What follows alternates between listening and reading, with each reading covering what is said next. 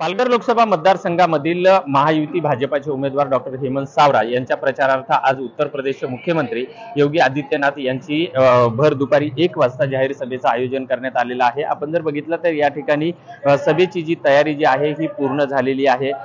पूर्ण असं दुपारच्या वेळेमध्ये ही सभा असल्यामुळे या ठिकाणी भव्य असा मंडप उभारण्यात आलेला आहे। जागोजागी सीसीटीव्ही सुद्धा लावण्यात आलेले आहेत।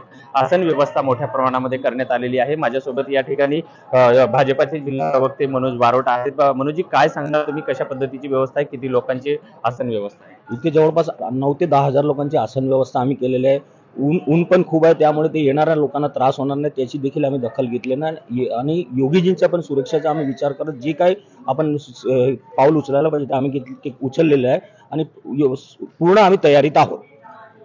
या सभेची पूर्ण तयारी झालेली आहे आणि नागरिकांचा प्रचंड उत्साह असल्याचं सुद्धा सांगण्यात येत आहे। त्यामुळे आज प्रचाराचा शेवटचा दिवस आहे। सायंकाळी 6 वाजता प्रचार संपणार आहे। त्यामुळे येणाऱ्या या 2 दिवसामध्ये आणि 20 तारखेला जो 5व्या टप्प्याचं मतदान होणार आहे त्यामध्ये इथली जनता नेमकी कुणाच्या पारड्यामध्ये मतदान टाकते, आजच्या सभेनं या ठिकाणी काय परिवर्तन होतं हेही पाहणं तेवढंच महत्त्वाचं आहे।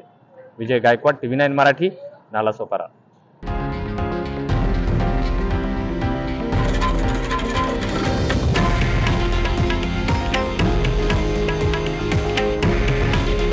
हे आहे देशातील नंबर 1 न्यूज नेटवर्क आणि आपण पाहत आहात TV9 मराठी।